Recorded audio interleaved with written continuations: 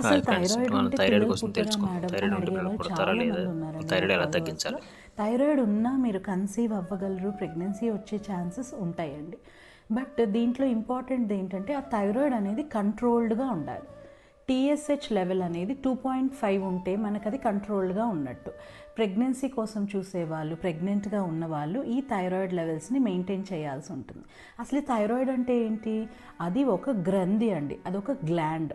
ఇది మనకి ఇక్కడ గొంతులో, మెడలో, శ్వాసనాళం చుట్టూ, ట్రెకియా చుట్టూ ఇలా ఉంటుంది ఒక గ్లాండ్ లాగా. దీనివల్ల మనకి బాడీలో రోగనిరోధక శక్తి, తర్వాత చాలా అదర్ హార్మోన్స్ ఉత్పత్తికి కూడా హెల్ప్ అవుతుంది.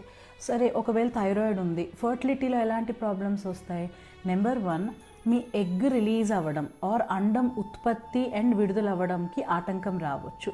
రెండోది ఏంటంటే, ఒకవేళ మీకు ప్రెగ్నెన్సీ ఏర్పడ్డా దాన్ని గర్భసంచిలో అంటుకోవడానికి కూడా మనకి హెల్ప్ అవ్వాలి కొన్ని హార్మోన్స్, వాటిల్ని ఇది చేస్తుంది. సో ఒకవేళ బేబీ ఫామ్ అయినా కూడా మిస్క్యారేజెస్ చేయడం, ఆటో ఇమ్యూన్గా అంటే మన బాడీలో మనకే యాంటీబాడీస్ లాగా ఫామ్ అయ్యేలాగా చేస్తుంది. సో నార్మల్ థైరాయిడ్ టెస్ట్తో పాటు యాంటీ థైరాయిడ్ హార్మోన్స్ టెస్ట్లు, యాంటీబాడీ టెస్ట్లు ఇలా ఉంటాయి. మీ ఎండోక్రైనాలజిస్ట్ని సంప్రదించాలి. థైరాయిడ్ ఉన్న వాళ్ళు బ్రెజిల్ నట్స్, మునగాకు బాగా తీసుకోండి, మీ థైరాయిడ్ కంట్రోల్లోకి వచ్చేస్తుంది. Thank you.